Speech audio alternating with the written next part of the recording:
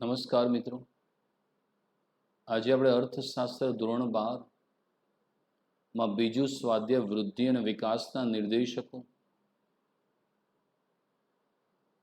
આ ચેપ્ટરનું વેઇટેજ મિત્રો બોર્ડની અંદર 10 માર્કનું રહેલું છે. બે MCQ સેક્શન એમાં, એક વેરી શોર્ટ ક્વેશ્ચન સેક્શન બીમાં, બે માર્કના બે અતિ ટૂંકા પ્રશ્નો સેક્શન સીમાં, ડીમાં 3 માર્કનો ક્વેશ્ચન, એમ ટોટલ 10 માર્ક છે. તો મિત્રો આપણે 2019-20ના તેજસ્વી વિદ્યાર્થીઓ છે. તમારે પણ એમનો રેકોર્ડ તોડવાનો છે, તો એ સખત પરિશ્રમ તમારે કરવાનો છે મિત્રો. તો હવે આપણે ચર્ચા કરીએ છીએ મિત્રો માનવ વિકાસનો આંક હ્યુમન ડેવલપમેન્ટ ઇન્ડેક્સ HDI ની ચર્ચા કરીએ છીએ. વિકાસનો અદ્યતન નિર્દેશક માનવ વિકાસ આંક છે. 1990 વર્ષ યાદ રાખજો, માં સંયુક્ત રાષ્ટ્ર સંઘના વિકાસ કાર્યક્રમ UNDP United Nation Development Programme દ્વારા માનવ વિકાસ અહેવાલ HDR હ્યુમન ડેવલપમેન્ટ રિપોર્ટ રજૂ થયું. આ અહેવાલમાં વિકાસના માપદંડ તરીકે માનવ વિકાસનો આંક HDI રજૂ કરવામાં આવ્યું. HDIમાં આર્થિક માપદંડોની સાથે બિન આર્થિક માપદંડ ઉપર વધુ ભાર મૂકવામાં આવ્યો છે. HDI તૈયાર કરવામાં મહત્વની ભૂમિકામાં ભારતના અર્થશાસ્ત્રીનો પણ ફાળો છે. જુદા જુદા દેશોમાં થતા વિકાસના પ્રયત્નોનું મૂલ્યાંકન કરીને આ આંક તૈયાર થાય છે. 1990થી HDIને માપવા માટે જે વિવિધ ન્યૂનતમ અને મહત્તમ મૂલ્યોનો ઉપયોગ થતો હતો, જેમાં 2010માં સુધારો કરવામાં આવ્યો છે. તો મિત્રો આર્થિક વિકાસના 4 નિર્દેશકો છે. એક રાષ્ટ્રીય આવકનો વૃદ્ધિ દર, બે માથાદીઠ આવકનો વૃદ્ધિ દર, ત્રીજો છે જીવનની ભૌતિક ગુણવત્તાનો આંક, અને ચોથો છે માનવ વિકાસનો આંક. આ જે 4 નિર્દેશકો છે, આ ચારે ચારમાં કોઈ શ્રેષ્ઠ નિર્દેશક હોય અત્યાર સુધીનો, તો શ્રેષ્ઠ છે માનવ વિકાસ આંક. કારણ કે આજે દુનિયાના દરેક દેશોની અંદર માનવ વિકાસનો આંક ગણવામાં આવે છે. 1990માં UNO યુનાઇટેડ નેશન ઓર્ગેનાઇઝેશન એટલે સંયુક્ત રાષ્ટ્ર સંઘનો જે UNDP પ્રોગ્રામ હતો, એમાં માનવ વિકાસનો અહેવાલ રજૂ કરવામાં આવ્યો અને એને આધારે માનવ વિકાસનો આંક રજૂ કરવામાં આવ્યો. એને HDI એટલે હ્યુમન ડેવલપમેન્ટ ઇન્ડેક્સ, હ્યુમન એટલે માનવ, ડેવલપમેન્ટ એટલે વિકાસ, અને ઇન્ડેક્સ એટલે આંક છે. એમાં આર્થિક માપદંડની સામે બિન આર્થિક માપદંડ ઉપર પણ વધુ ભાર મૂકવામાં આવ્યો છે. અને HDI તૈયાર કરતી વખતે ભારતના જેટલા પણ મોટા મોટા અર્થશાસ્ત્રીઓ છે, એની પણ સલાહ સૂચનને ધ્યાનમાં લેવામાં આવી છે. દુનિયાના મોટા ભાગના જે દેશો છે, એની આંકડાકીય માહિતી ભેગી કરવામાં આવે છે અને એને આધારે માનવ વિકાસ આંકની રચના કરવામાં આવે છે. 1990થી HDIને માપવા માટે જે ન્યૂનતમ અને મહત્તમ મૂલ્યનો ઉપયોગ થતો હતો, 2010માં એમાં સુધારો કરીને નવા માપદંડ ઉમેરવામાં આવ્યા છે. તો માનવ વિકાસ આંકના ઘટકો,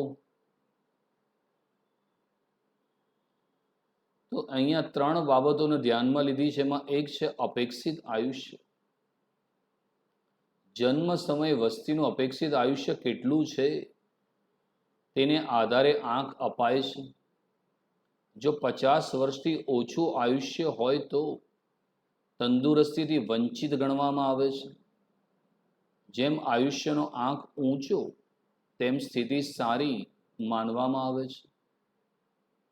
અપેક્ષિત આયુષ્ય, જેને લાઈફ એક્સપેક્ટન્સી કહેવામાં આવે છે, બાળકના જન્મ સમયે તે કેટલા વર્ષનું આયુષ્ય ભોગવી શકશે તેની અપેક્ષાને અપેક્ષિત આયુષ્ય કહે છે. તો જે દેશમાં જન્મ સમયે જે વસ્તીનું અપેક્ષિત આયુષ્ય કેટલું છે તેને આધારે આ આંક તૈયાર કરવામાં આવે છે. જે દેશના લોકોનું આયુષ્ય 50 વર્ષથી નીચું હોય તેનો મતલબ એ છે કે એ લોકો તંદુરસ્તીથી વંચિત છે. જેમ જેમ મિત્ર અપેક્ષિત આયુષ્ય વધતું જાય તેમ તેમ એ આંક ઊંચો આવશે, તેની સ્થિતિ સારી માનવામાં આવશે. આજે વિકસિત દેશો છે એ લોકોનું અપેક્ષિત આયુષ્ય વધતું જાય છે. તો જેટલો આયુષ્યનો આંક ઊંચો જાય તેટલી એ દેશની આરોગ્યની સારી સ્થિતિ છે એમ માનવામાં આવે છે. બીજું છે જ્ઞાન એટલે કે શિક્ષણ. જ્ઞાનનું પ્રમાણ જાણવા પુખ્ત શિક્ષિતોની ટકાવારી કેટલી છે તે જાણવામાં આવે છે. આમાં 15 વર્ષ અને તેનાથી વધુ ઉંમરની વ્યક્તિના અક્ષર જ્ઞાનને ધ્યાનમાં લેવાય છે, જેમાં 2 બાબતોનો સમાવેશ થાય છે. એ સ્કૂલિંગના સરેરાશ વર્ષ, 2 સ્કૂલિંગના અપેક્ષિત વર્ષો. દેશમાં શાળા કક્ષા માટે કેટલા વર્ષ અપેક્ષિત છે તેમાંથી બાળક શાળામાં સરેરાશ કેટલા વર્ષ ગાળે છે તેના આંક મેળવવામાં આવે છે. તો જ્ઞાન, નોલેજ, શિક્ષણ, એજ્યુકેશનની વાત કરીએ છીએ. કોઈ પણ દેશમાં લોકોનું નોલેજ કેટલું છે એ જાણવા માટે એ દેશમાં શિક્ષિતોની ટકાવારી જાણવામાં આવે છે. એટલે એ દેશમાં સાક્ષરતાનો દર જાણવામાં આવે છે. 15 વર્ષ કે તેથી વધુ વયની વ્યક્તિ 15 વર્ષ કે તેથી વધુ વયની વ્યક્તિ એક ભાષા લખી વાંચી શકે એને સાક્ષર ગણવામાં આવે છે. તો એમાં એ જોવામાં કે એ દેશમાં 15 વર્ષ કે તેથી વધુ વયની વ્યક્તિ માં કેટલું સાક્ષરતાનું પ્રમાણ છે, અક્ષર જ્ઞાન કેટલું છે. એ દેશના લોકો સ્કૂલિંગના કેટલા સરેરાશ વર્ષ ભણે છે, સ્કૂલિંગના અપેક્ષિત વર્ષો, દેશમાં શાળા કક્ષા માટે કેટલા વર્ષ અપેક્ષિત છે, એટલે એ દેશમાં કેટલી અપેક્ષા છે કે ત્યાંના લોકો ભણે, એની સામે સરેરાશ કેટલા વર્ષ સ્કૂલિંગ કરે છે એ જાણવામાં આવે છે. ત્રીજું છે સારું જીવન ધોરણ. જીવન ધોરણ એટલે મળતી સગવડતા, જેમાં પીવાનું શુદ્ધ પાણી, આરોગ્યની સેવા, સેનિટેશનની સેવા, બાળ મૃત્યુ દર, ઓછા વજનવાળા બાળકોની ટકાવારી, માથાદીઠ દૈનિક કેલરી, 5 વર્ષથી નીચેના બાળકોનો મૃત્યુ દર, પ્રોટીન અને ચરબીની પ્રાપ્તિને જોવાય છે. અને સારા જીવન ધોરણનો આધાર આવક ઉપર હોય છે. આવકનો સૂચકાંક માથાદીઠ કાચી રાષ્ટ્રીય આવક GNI PPP સમ ખરીદ શક્તિના ધોરણે મપાય છે. ત્રીજું છે સારું જીવન ધોરણ. મિત્રો, કોઈ પણ વ્યક્તિનું ક્યારે જીવન સારું હોય કે જ્યારે એને મૂળભૂત અને પ્રાથમિક સુવિધાઓ પ્રાપ્ત થાય. દરેક માનવીને પીવાનું શુદ્ધ પાણી જોઈએ, કારણ કે ઘણા બધા રોગો એ અશુદ્ધ પાણીને કારણે થતા હોય છે. બીજું આરોગ્યની સેવા. એ દેશની અંદર દવાખાના, હોસ્પિટલની સંખ્યા વધુ હોય તો તે દેશના લોકોને સારું આરોગ્ય મળે. સેનિટેશનની સુવિધા એટલે એ દેશની અંદર ગટર વ્યવસ્થા, શૌચાલયની સુવિધા.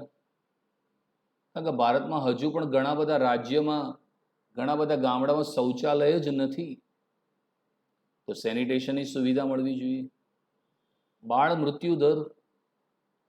એ દેશમાં દર વર્ષે જે 1000 બાળક જન્મે એમાંથી કેટલા બાળકો એક વર્ષમાં મૃત્યુ પામે છે.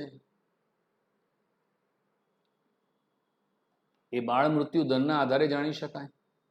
અને જેટલું મિત્રો બાળ મૃત્યુનો દર ઘટે તો એ દેશના લોકોનું સારું જીવન ધોરણ કહેવાય. ઓછા વજનવાળા બાળકોની ટકાવારી, એટલે કેટલા બાળકો કુપોષણથી પીડાય છે અને આ ટકાવારી ઘટે એ દેશ માટે સારું છે. ભારતમાં ધીમે ધીમે કુપોષણ ઘટતું જાય છે. એ દેશમાં પૌષ્ટિક ભોજન ઉપલબ્ધ થઈ રહ્યું છે બતાવે છે. માથાદીઠ દૈનિક કેલરી, એક વ્યક્તિને રોજના ભોજનમાંથી જે કેલરી મળવી જોઈએ એ પૂરતી મળી રહી છે. 5 વર્ષથી નીચેના બાળકોમાં મૃત્યુદર, અને આ મિત્રો મૃત્યુદર બાળકોનો જેટલો ઘટે એ સારું જીવન ધોરણ કહેવાય. પ્રોટીન અને ચરબીની પ્રાપ્તિ અને દૈનિક જે ખોરાક પ્રાપ્ત થાય છે એમાંથી કેટલું પ્રોટીન મળે છે. અને સારું જીવન ધોરણ છે મિત્રો કોઈ પણ વ્યક્તિનું, એનો આધાર એની આવક ઉપર છે. કારણ કે જો વ્યક્તિની આવક ઊંચી હશે તો એ સારું જીવન ધોરણ પ્રાપ્ત કરી શકશે. તમારા પેરેન્ટ્સની આવક સારી હશે તો તમારું જીવન ધોરણ સારું હશે, અને જો આવક નીચી હશે તો તમારું જીવન ધોરણ નીચું હશે. માથાદીઠ કાચી રાષ્ટ્રીય આવક GNI, gross national income PPP, purchasing power parity, સમ ખરીદ શક્તિના ધોરણે ગણવામાં આવે છે. તો માનવ વિકાસમાં મિત્રો 3 બાબતોનો સમાવેશ કર્યો છે. એક છે અપેક્ષિત આયુષ્ય, બીજું જ્ઞાન, અને ત્રીજું છે સારું જીવન ધોરણ. મુખ્ય બાબતો, ત્રણેય ધોરણના આધારે ગણાતા HDIનું મહત્તમ મૂલ્ય 1 ગણાય છે.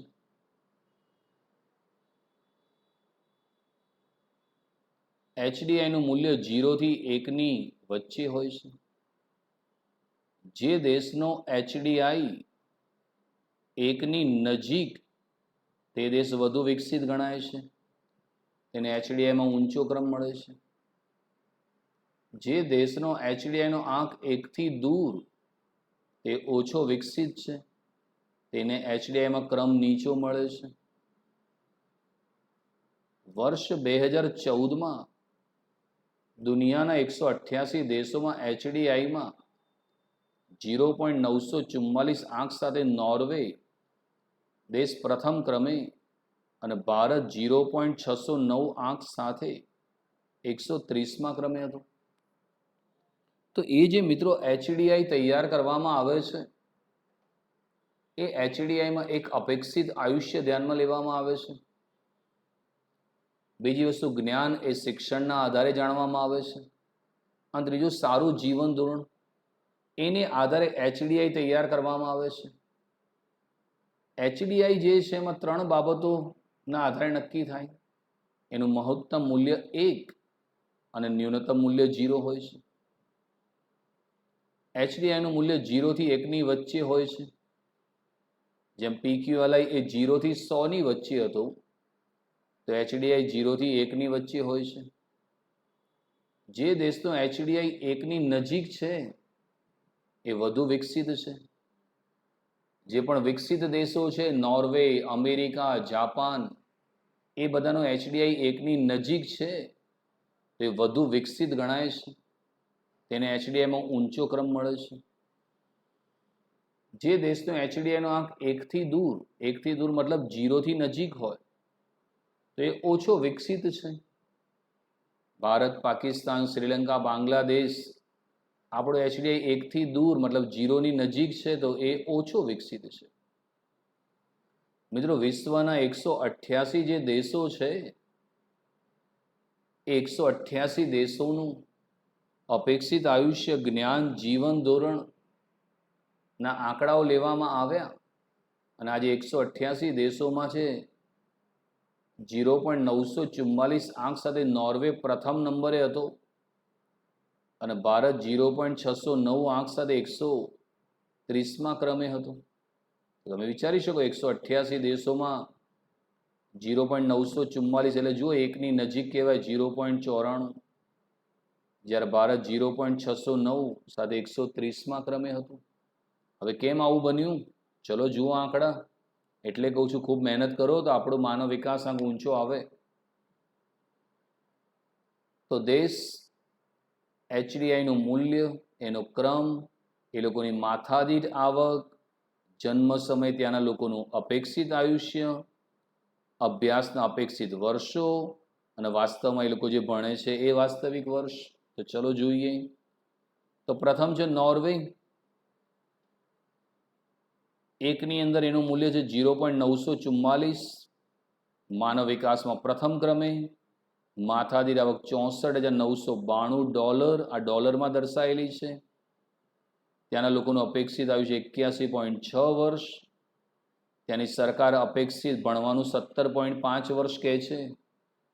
એની સામે ત્યાંના લોકો વાસ્તવિક સરેરાશ 12.6 વર્ષ અભ્યાસ કરે છે. અમેરિકા 0.915. માનવ વિકાસમાં આઠમા ક્રમે. માથાદીઠ આવક $52,947. અપેક્ષિત આયુષ્ય 79.1 વર્ષ. અભ્યાસના અપેક્ષિત વર્ષો 16.5. એની સામે 12.9 છે.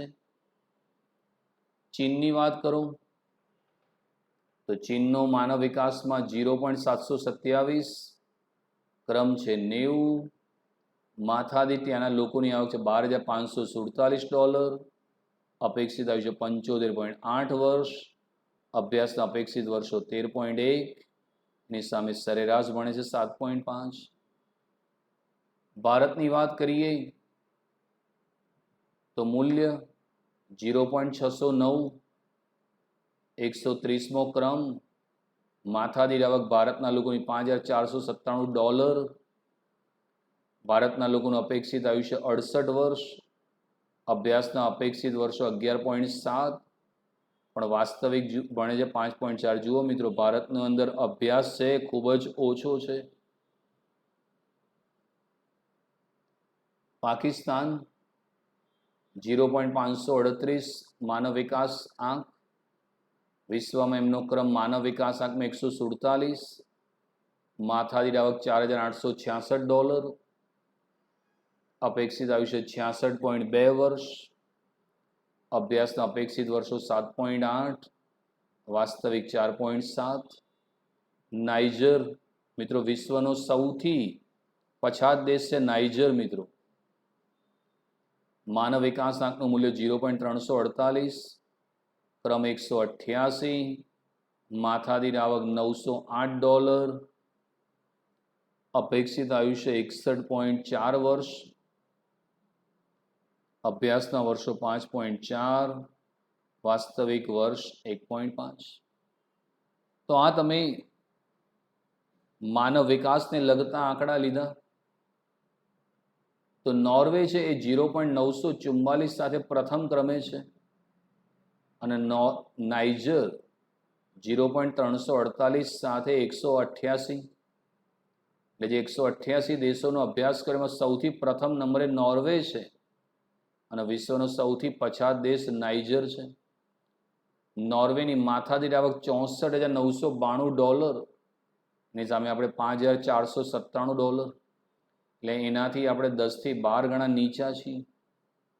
ત્યાંના લોકોનું અપેક્ષિત આયુષ્ય 81.6 વર્ષ. ની સામે ભારતનું 68 વર્ષ છે.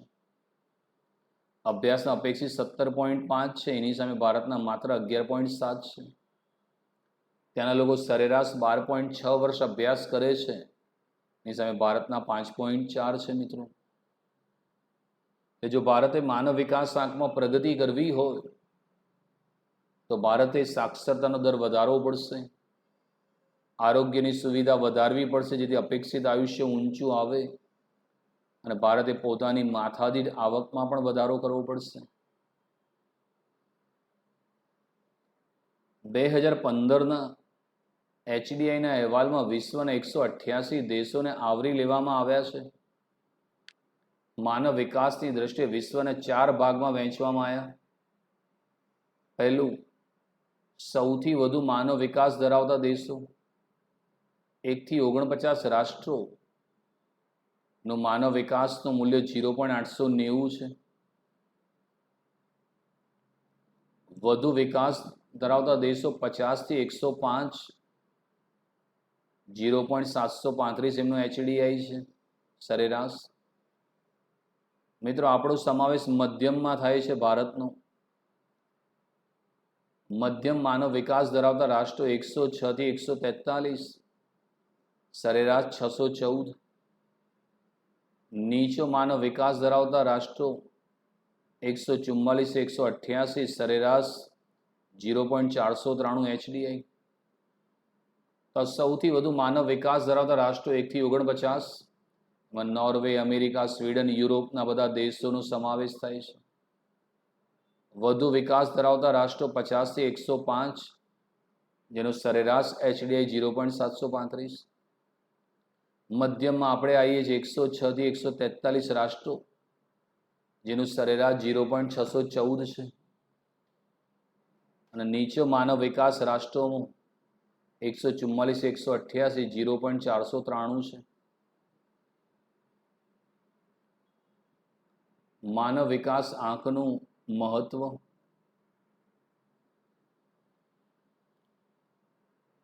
આર્થિક વિકાસના HDIના માપદંડમાં માત્ર આર્થિક નહીં, સામાજિક કલ્યાણના શિક્ષણ અને આરોગ્ય જેવા માપદંડનો સમાવેશ કર્યો છે. તેથી તે પરિપૂર્ણ બને છે. તો માનવ વિકાસ એટલા માટે અગત્યનો છે, એમાં આર્થિક એટલે માત્ર માથાદીઠ આવકને નહીં, પરંતુ જાણે સાથે સામાજિક કલ્યાણ એટલે કે શિક્ષણ અને આરોગ્યનો પણ સમાવેશ કર્યો છે. એટલે માનવ વિકાસ આંકની જે રચના થઈ, એમાં આર્થિક બાબતોની સાથે સામાજિક બાબતો જેવી શિક્ષણ, આરોગ્યનો પણ સમાવેશ કર્યો છે. એટલે શ્રેષ્ઠ કહી શકાય. બીજું છે, HDI આર્થિક નીતિ ઘડનારાઓ સૂચવે છે કે આર્થિક વિકાસ સાધન છે અને માનવ કલ્યાણ અંતિમ ઉદ્દેશ છે. તો HDI જે લોકોએ ઘડ્યું, જે મહાન અર્થશાસ્ત્રીઓ હતા, યુનોની જોડે બેઠા હતા, જેમાં ભારતના પણ અર્થશાસ્ત્રીનો સમાવેશ છે, એમને એમ કેવું છે કે આર્થિક વિકાસ તો ચલો એક માત્ર સાધન છે, પણ દરેક દેશનો અંતિમ ઉદ્દેશ્ય માનવીનું કલ્યાણ હોવું જોઈએ. કારણ કે વિકાસની સાથે દરેક માનવીનું કલ્યાણ થાય, દરેકના પ્રાથમિક જરૂરિયાતો સંતોષાય એવું હોવું જોઈએ. ત્રીજું છે, સાચી પ્રગતિ ઇઝ ઇક્વલ ટુ આર્થિક પ્રગતિ વત્તા સામાજિક પ્રગતિ. કોઈ પણ દેશની મિત્રો ક્યારે પ્રગતિ થાય? આર્થિક અર્થ એટલે નાણું, નાણામાં પ્રગતિ થાય. હવે આર્થિક પ્રગતિ કરવી હોય તો એ દેશે રાષ્ટ્રીય આવક અને માથાદીઠ આવકમાં વધારો કરવો પડે. અને સામાજિક જો પ્રગતિ કરવી હોય તો શિક્ષણનું પ્રમાણ વધારવું પડે, આરોગ્યની સુવિધાઓ છે એમાં વધારો કરવો પડે, બાળ મૃત્યુદર ઘટે એવા પ્રયત્નો કરવા જોઈએ. તો સાચી પ્રગતિ ઇઝ ઇક્વલ ટુ આર્થિક પ્રગતિ પ્લસ સામાજિક પ્રગતિ. ચોથું છે, HDI નો આંક વિધેયાત્મક છે. HDI વધે તેનો અર્થ દેશમાં શિક્ષણ અને આરોગ્યની સ્થિતિ સુધરી રહી છે. તો HDI નો આંક વિધેયાત્મક મતલબ પોઝિટિવ છે. કારણ કે જેમ જેમ HDI વધતો જશે, તેનો અર્થ એ થયો કે એ દેશમાં શિક્ષણની સુવિધા વધી રહી છે, એ દેશમાં આરોગ્યની જે સુવિધાઓ છે એમાં વધારો થઈ રહ્યો છે. HDIના આંકથી વિકાસમાન દેશોને ક્યાં વિકાસની શક્યતા વધારે છે, ક્યાં સરકારે વધારે કામ કરવાનું છે તેનો ખ્યાલ આવે છે. તો જે HDI છે એનાથી દરેક દેશની જે સરકાર છે, ગવર્મેન્ટ છે, એને ખબર પડે કે હજુ પણ ક્યાં વિકાસની શક્યતા છે અને ભારત સરકારે ક્યાં વધારે કામ કરવાનું છે. હાલ ભારત સરકારે શિક્ષણ પર વધારે ભાર આપવાનું છે, જેથી સાક્ષરતાનો દર વધે. હાલ ભારત સરકાર જે છે એને આરોગ્યની સુવિધાઓ વધારવાની છે, જેથી ભારતના લોકોનું અપેક્ષિત આયુષ્ય વધે, પીવાનું ચોખ્ખું પાણી મળે, ડ્રેનેજની સુવિધા વધે, એ બધા પ્રયત્ન કરવાના છે. એટલે આજે ભારત સરકાર વધુ ને વધુ શિક્ષણ અને આરોગ્ય પાછળ કામ કરી રહી છે. અને ભારત સરકાર પોતાનું જે બજેટ છે એ શિક્ષણ અને આરોગ્ય પાછળ પણ વધારી રહી છે. મિત્રો, HDI નો આંક વધારે પ્રગતિશીલ ખ્યાલ છે. તો આર્થિક વિકાસના જે 4 નિર્દેશકો છે એમાં માનવ વિકાસ છે વધુ પ્રગતિશીલ છે. કારણ કે જેમ જેમ એચડીઆઈનો આંક વધતો જાય મતલબ એ દેશ પ્રગતિ ઝડપી કરી રહ્યો છે એમ કહી શકાય. હવે મર્યાદા શું છે એની વાત કરીએ તો એચડીઆઈની અંદર જે મર્યાદા છે એની આપણે ચર્ચા કરીએ છીએ. એની મર્યાદા નંબર 1 છે એચડીઆઈમાં માત્ર 3 જ સામાજિક નિર્દેશકોનો સમાવેશ કર્યો છે જે ઓછા છે.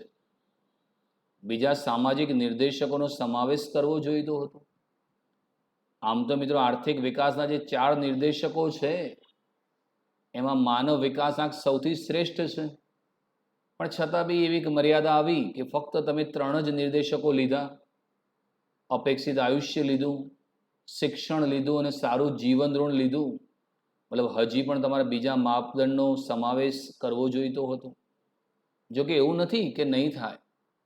શરૂઆતની અંદર માનવ વિકાસ આંકમાં ઓછા ઘટકો હતા, પણ પછી સંયુક્ત રાષ્ટ્ર સંઘ એમાં નવા નવા નિર્દેશકોનો પણ સમાવેશ કરતું જાય છે. એચડીઆઈમાં 3 પરિબળનું સરખું મહત્વ અપાયું છે. ખરેખર 3ની જુદી જુદી પરિસ્થિતિમાં જુદું જુદું મહત્વ છે. મિત્રો એચડીઆઈની જે ગણતરી કરી એમાં અપેક્ષિત આયુષ્ય, શિક્ષણ અને જીવન ધોરણને સરખું મહત્વ આપવામાં આવ્યું છે. પણ મિત્રો દરેક દેશની પરિસ્થિતિ એક સરખી હોતી નથી, જેથી ખરેખર એનું જુદું જુદું મહત્વ આપવું જોઈએ. બધાને એક સરખું ઇમ્પોર્ટન્સ આપ્યું એ મર્યાદા કહેવાય. દરેકનું ઇમ્પોર્ટન્સ અલગ અલગ છે. તો એની અંદર તમારે શિક્ષણ, આરોગ્યની અને જીવન ધોરણને સરખું મહત્વ અપાયું, એની જગ્યાએ જુદું જુદું મહત્વ આપવાની જરૂરિયાત હતી એવું અમુક અર્થશાસ્ત્રીનું માનવું છે. માનવ વિકાસનો આંક નિરપેક્ષ સ્થિતિ દર્શાવતો નથી. કોઈ એક દેશ અન્ય દેશોની તુલનાએ કયા સ્થાને છે તે દર્શાવવામાં આવે છે, જેમાં સાપેક્ષ પ્રગતિ જ દર્શાવવામાં આવે છે.